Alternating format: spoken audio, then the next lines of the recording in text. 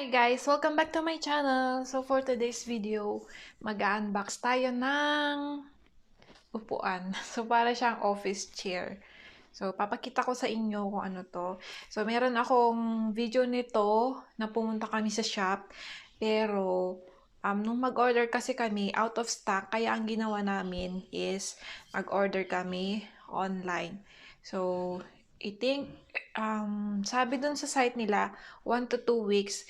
But because of this COVID happening, there's some slight delay. So it took 3 weeks before namin to nakuha.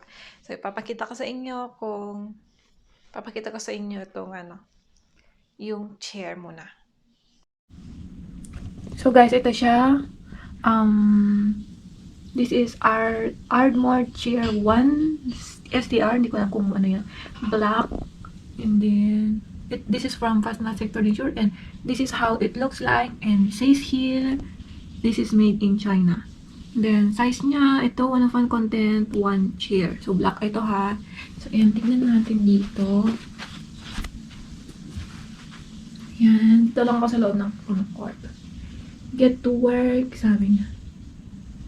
So, ayan guys, i-unbox natin to, tsaka natin